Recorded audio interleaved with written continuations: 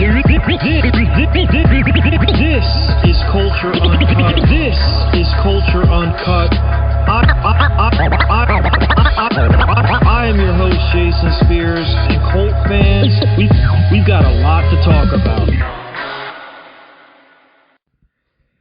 This is Culture Uncut. I'm your host, Jason Spears, coming at you a day after the Colts lose to the Seattle Seahawks in Seattle, 18-16. I wanted to wait a day because the discourse on Twitter during and after that game was a little much for me, and it was really pissing me off.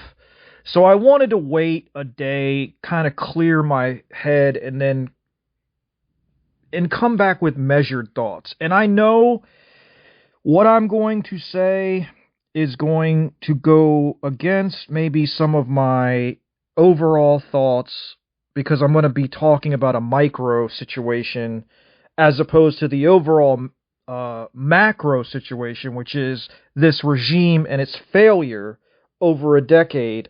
Steichen for 3 years, but Ballard really is responsible for most of this. He's been here 10 years. Those that have followed me, I called for Ballard's head after 21, 22, 23, 24. So I'm at the point where I'm done calling for heads because whatever. It just is what it is. But what I want to say about this game and the amount of pissing and moaning I saw from our fan base, same fan base that thought we had no chance to win this game, after they lose a hard-fought... I'm going to be up front with you all. This was the most effort and hardest fought, and these guys gave everything they had. Like, I will never, ever criticize a Colts team that plays with that much effort. Ever. That's all you can ask for, to exhaust your talent. Now let's go through, let me break this game down. The Seahawks were healthy. They had everybody. They had no injuries, okay? Let's break down what the Colts were dealing with, all right? They didn't have quarterback 1 or quarterback 2, so they were starting quarterback 3. Now, the big bitch fest that I've seen online is they should have played Riley Leonard. Well, here's your choice, all right? Riley Leonard can throw the ball further down the field. Great, all right? But he can't set the protection, he can't read defenses, and he's going to turn the ball over and take sacks and do all those things. So you're probably losing this game, and the team's not going to have the same juice they had with Phil. So you're probably going to lose this game by 3 touchdowns. So they're damned if they do, damned if they don't, right? So they go the other route and go with the guy. He can't throw the ball down the field, but he gets you in the right play, keeps you in the game, and gives you a chance to win. And if the defense could have made a play at any point where they get a turnover, they win the game. They followed everything they had to do to stay in this game. I thought they had no shot in this game. The Seahawks are head and shoulders better than the Colts right now. The Colts, let's just go through it. So the Colts had a choice between Phillip Rivers, Riley Leonard. They chose Phillip Rivers. He went 18-27, 120 yards, 1 touchdown, a 73 rating, and an interception. 2 sacks that were basically not sacks. One was he slipped on the logo. The other one, the center snapped it over his head. So essentially, no sacks. Did he play great? No, but he didn't turn the ball over until the absolute end, right? When he had to throw it down the field. And he got him in the right place. You're talking about a defense that's a top 3 defense in the league that he came back against, in a stadium that nobody wins in. That the last 3 teams that have played there have been beaten by like 40 points, every team. And we were ahead 95% of this game. And the fan base is pissing and moaning about it? Like, they had a legitimate chance to win this game. Did they win it? No. Because the other team is good. Really fucking good. But, like, the bottom line is, they're playing, let me say this. You put quarterback 3 on any team, okay, but Seattle, and take out their 2 starting tackles, okay, their best defensive line player, their 2 best corners, their best special teams player, none of those teams are going into Seattle and playing the game that we played. I will stand up for these players. They played their ass off. They deserve respect and credit for that. Yes, I'm pissed they lost. Yes, of course. I'm sure they all are. But for as many times as this team has laid down and quit, right? And we've given them shit. I'm a fair guy, man. They laid it all on the line. Every single one of those players gave everything they had in that game. Everything. Did they win? No. But they deserve at least, and this isn't about Steichen or Ballard. I'm talking about the players and the amount of bitching I saw about the players. They played their asses off. Every one of those guys deserves our respect. Nobody thought they had a chance to win that game. Me included. They were in it the entire game. They played so god. I'm so mad they lost because they earned that. They fought so hard. They fought so hard, and I was proud of that. Like, you can call me a bitch or a pussy, whatever you want to call me for that, but all I ever ask of this team is to play to their standard and play hard for as long as the game goes. Play smart. I thought they did that the entire game. They just didn't have the horses to run with that team. I thought the better team won, but I thought the team that played the hardest didn't win. I thought the Colts outplayed them were in terms of effort, and that doesn't count for anything, and moral victories aren't anything. And again, this is a micro statement. I want to completely make clear to all the people that listen to this, I'm not defending Ballard's tenure. I'm not defending Steichen's tenure. I'm defending what I saw on Twitter after this game. I'm defending my feelings against all those people. Am I tired of losing? If you've listened to this show, I have gone ballistic about this team, right? Like, if the Colts played with this effort last year against the Giants, they win the game. If the Colts played with this effort all the time, they're not in this position. And we've called that out on this show and on my previous show. So when they do play with maximum 110% effort, I'm going to give them credit. Yes, that's what they're paid to do. But they haven't done it so many times, and we've called them out on it, that when they do it and they go into the Lions' den and damn near win, you gotta give them some credit. Because the Colts are outmatched. They don't have their QB1. They don't have their QB2. They don't have their best defensive lineman. They have no pass rush. Their corners they're down to 4 and 5 because Wally's hurt.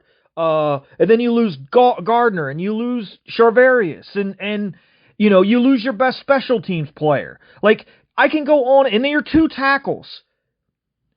Can you separate the win-loss bullshit for a second and just give them credit for the effort they gave? In a game that I think Seattle was favored by 14 points. Now, I don't really care what they do going forward. Honestly, I hope they play Riley Leonard so all these people on Twitter will shut the fuck up, acting like we got, prime Tom Brady stashed. I want him to go, look, I want Riley Leonard to play well. There's a reason he went in the 6th round, okay? He didn't play all that great. Like, he played good for a 6th rounder in a game we were getting annihilated in.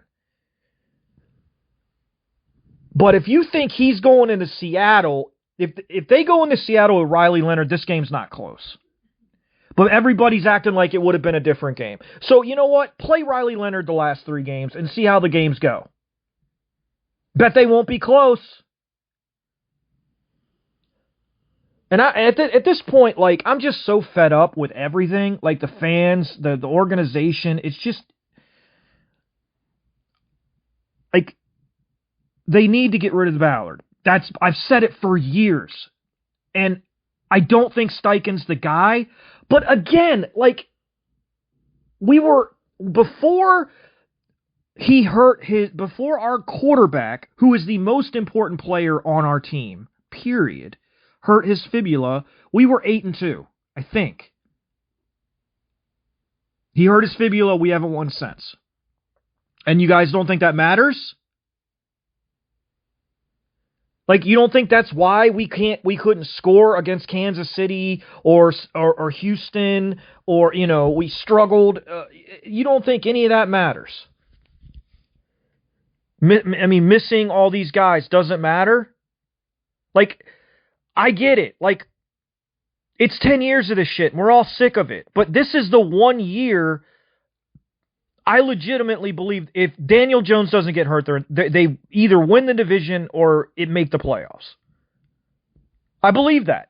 You can call me an idiot or whatever. I've been pretty consistently hard on this team to the point where people say all I like to do is complain. I call it like I see it. To have any other expectations going into this game other than what we got, them playing their ass off, being in a position to win it, having a chance to win it, that's all I wanted. Like, I didn't think that was possible. Because the Seahawks are way better than the Colts with the personnel that we have, right? With everyone healthy, it's a different conversation, but I still think maybe the Seahawks are better. In Seattle. I'm saying in Seattle. But I'm proud of him, man. I mean, look, Taylor went out there against the stack box, 25 carries, 87 yards. Amir Abdullah was good. Phil was solid. Pitt was solid. They all did a good job. Defense was, the only qualm I have with the defense is they just couldn't get off, like the last drive. They just, I don't know what, I have to go back and watch the coverage, but they just couldn't make that one game-changing play for a turnover. And that's the difference. I said the Colts needed to win the game. I said they did everything I listed as they have to do this to win the game. They did every single thing except get a turnover on defense. If they get one turnover on defense, they win the game. And it sucks, man. I feel for those players, dude. They fought their ass off. I really felt like they deserved to win this game the way they played. And it just didn't work out. And again, this is just micro for this game. Not for the whole season or maybe, I don't know. I have to digest this whole season when it's over, but they're just not they don't have any choices. The people out there that think Riley Leonard is just going to suddenly lead this team to the playoffs are crazy. These defenses will prep for them. It's this, they have no good answers at quarterback. They're doing the best they can. I can't fault Shane. I do fault Shane for his, uber conservative, on the last drive, because you want to finish the game with the ball in your hands. And so I was he ran it, I think 2 or 3 times on that last possession, or maybe 2 times after the Rivers completion to Pierce. I would have thrown the ball, even for a small chunk of yardage, because you keep if you can get one more first down, they have no timeouts left. And you want to finish the game with the ball. You could go for it on 4th and 3. I didn't like the 60-yard field goal move myself, but it worked out. So then when it works out, the defense has to do their job. And the special teams let up on the return. I don't know what the game plan was with the return. I guess it was to pin them to one side of the field, but you got to get down there and make the tackle. The special teams was pretty good all day except for that. And when there's no margin for error in a game like this, those little things cost you the game, and it did.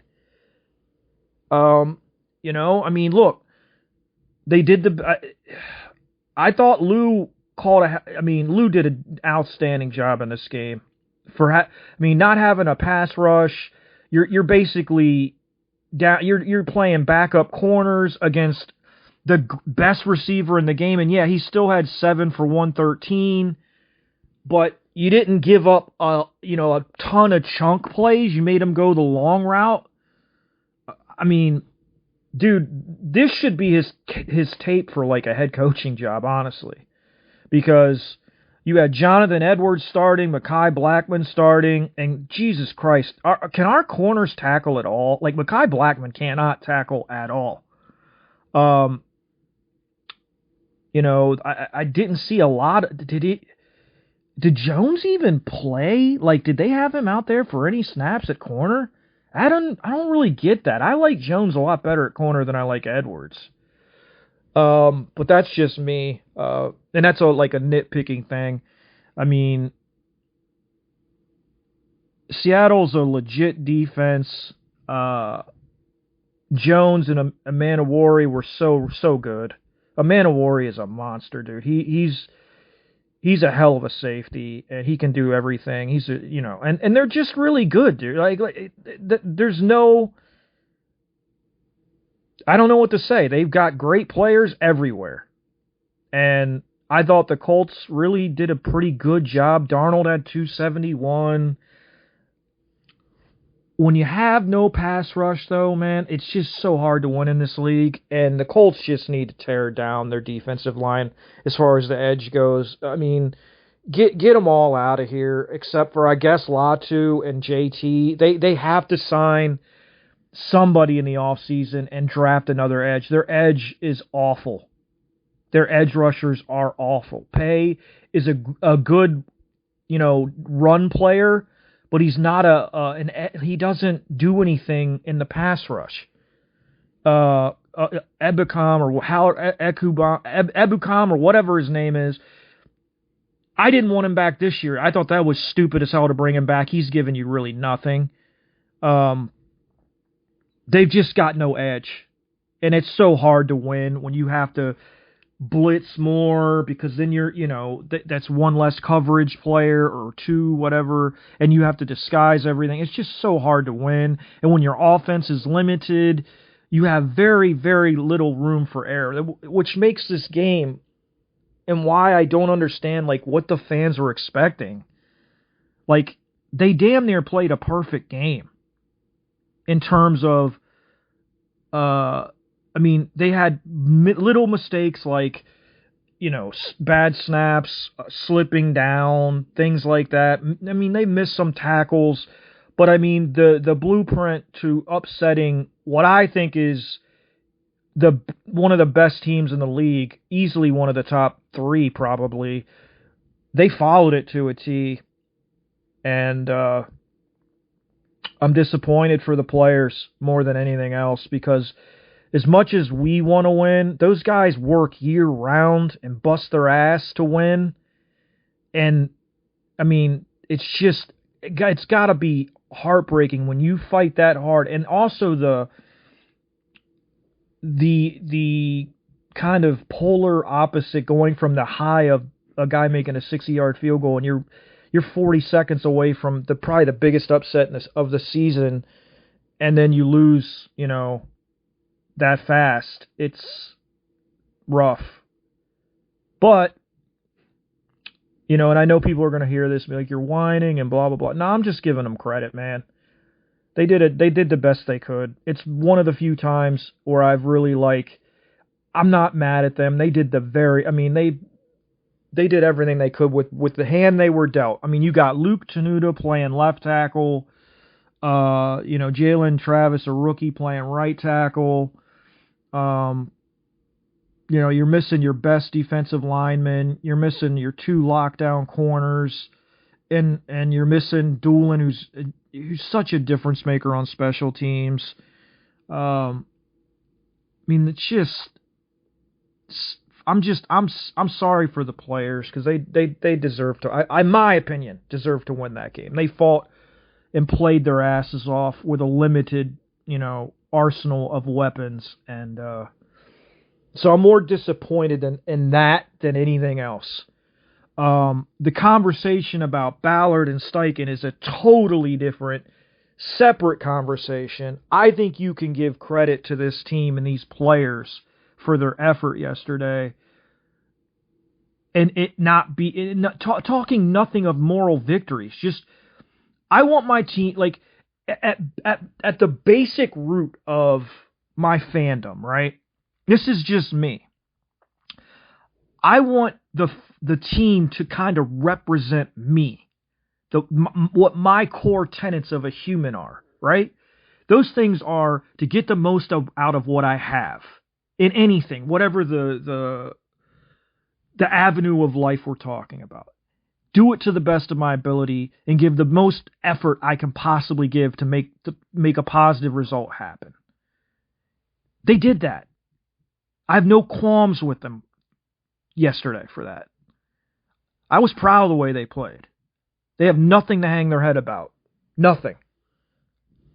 So that's the game. You know, they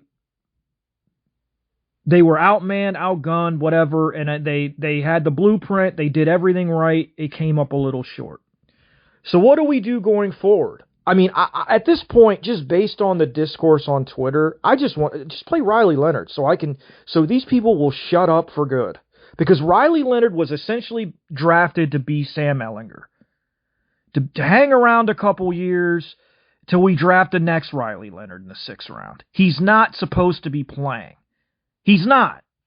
If the Colts thought that he was the shit and he was the real guy and he was great, they would have played him. They would have played him. He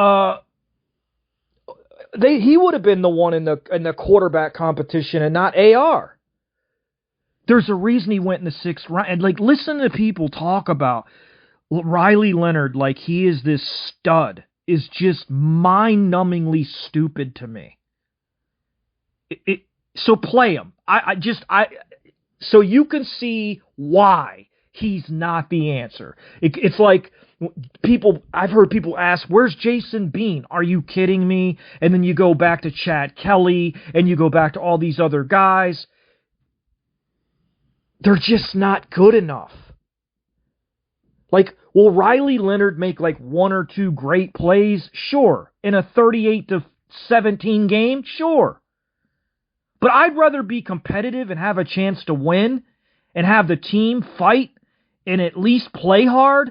Because remember, we're not playing for a draft pick here, people. We don't have one. So I would rather see my team go out and fight for 60 minutes and have a chance to win than get boat raced 38-10, but say, oh, but Riley Leonard had that 170-yard pass play where he threw a slant to Pierce or something to make it 38-10. Like, they're not. This game yesterday would have not been competitive. I promise you. They would have turned the ball over. There would have been sacks. So my question is, would you rather see an effort like yesterday or an effort like Jacksonville? Because those are your choices. And look, this is probably the thing that's going to catch me the most heat out of everything I said, and I don't care. To me, this is the best year Chris Ballard's had since he's been here. In terms of everything I wanted him to do, he did it. So at the start of free agency, I wanted him to attack free agency, go get good players from winning programs. Did all that. Cam Bynum, Mooney Ward, did all that, right? It didn't work out because Mooney Ward got hurt and all that. But he did everything I asked him to do. He drafted Tyler Warren. There's some other things I didn't like in the draft. I thought I didn't like the Riley Leonard pick. I thought it was a throwaway pick. I still do. Didn't like it. When they were on the cusp of something really big, he makes a decision that probably kills this franchise. But I can't get mad at the aggressiveness because that's all any of us, you can't be one way and then the other way. Like, people were like, oh, he's not aggressive. Me being one of them. That's why I'm actually defending Chris Ballard. they're 8-2 or 7-1 or whatever their record was, whenever they got Sauce. I love the move. I didn't like the second pick. I thought you could have maybe, because the 2027 draft is loaded. And I would have preferred them given 2026 and maybe a second in 2027 or a first in 2028 so they could maybe stagger it a little bit. But he's trying to win. That's what we're all trying to do. It's the first year where I really felt like Chris Ballard was aggressively trying to win, which is all I ever wanted from the guy. But now it's been a decade, right? So I'm kind of good with whatever. If they get rid of him, I mean, I really, here's the thing. I really don't want to drag a whole new front office and scouting department into a situation where they don't have picks. And I don't want to go from Chris Ballard to Ed Dodds like somebody suggested to me, because it's essentially the same thought process. If we're doing this, we're doing this. We're tearing it all down, right? So, like, on one hand, Ballard's had 10 years. It's enough, right? But on the other hand, I don't want to handcuff a GM and a new coaching staff with a aging roster, and it just doesn't seem like the right time for it. I mean, unless you can identify an elite person that you know is the right guy, that has a plan and has a coach in mind, I don't know if I get rid of, because you're just in no man's land.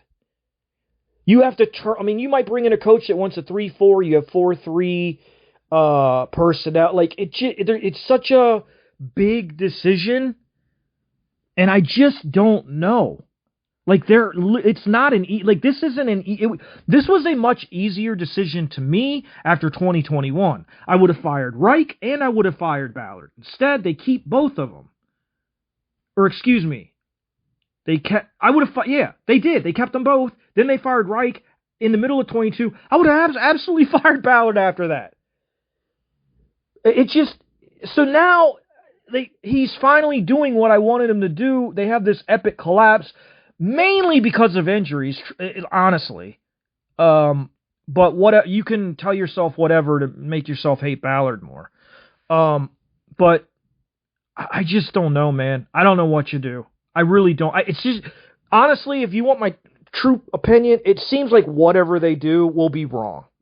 Because it just seems like that's the way this season's gone. Whatever they do, it looks right, and then it's wrong. Like, Daniel Jones was right the whole season until he wasn't, because he got hurt. Ward was right till he wasn't. He got hurt. Sauce, same thing. Like, and everything just fell apart. And it just seems like whatever this team does, it's wrong. So whatever they do, I kind of expect it to fall apart, because I'm trained now. So I don't know what you do. I don't have the answers. Like, I just don't. Because there's a much bigger argument to fire Chris Ballard and everybody than there is to keep him. But this is like the 1 year where I don't feel like keeping him would be the bad move. Because he's done everything I've asked him to do. He got a good quarterback. The quarterback played well. The quarterback had us in position to make a run. And then everything, like every guy that means anything to our team outside of like Jonathan Taylor and Quentin Nelson gets hurt. Like, I have a hard time blaming Ballard for that. But then, it's been 10 years of the same shit over and over again. So, I don't know. I don't know. And then if you get rid of Steichen, you bring Jones back, then you create another quarterback situation, because I really think Steichen is the guy to coach Jones. But I also am not sold on Steichen as a head. There's just so many questions, dude. It's just, they're in no man's land. That's why I think you just bring them back and run it back. You re-sign Jones to an incentive-laden deal, and you give him one more year. You start AR. You hope Jones can get healthy for a regular season. If not, you start AR and you play it out. I would definitely make some tweaks to the roster. You got to bring Pierce back. I mean, these are all off-season questions. But I don't know, man. I don't think anybody does. Unless you have just a firing hatred for Ballard no matter what he does. Like, I don't think he's been bad this year. I don't. This is like the 1 year to me, he's done what I've wanted. So I don't have a problem keeping him. If this is the way he's going to be, like he's aggressively going to pursue an edge rusher in the offseason. He's aggressively going to make sure we re-sign Alec Pierce. He's going to, like, if he keeps the same mindset, this is the Ballard I wanted in 2018, 19, 20, 21. Now we finally get him and everyone wants him fired. So, I don't know. I don't have a good feeling either way. I think if you bring in a new staff, they're set up to fail. They have an aging roster, and I am not ready to go through another fucking rebuild. Not when there's not a quarterback that we can get. Like, I'd rather just keep running it back until we can actually pick a quarterback. Because, dude, do you really want to sit through like 2-14 seasons? Because that's what it would be. I just, they're in such a bad spot, man.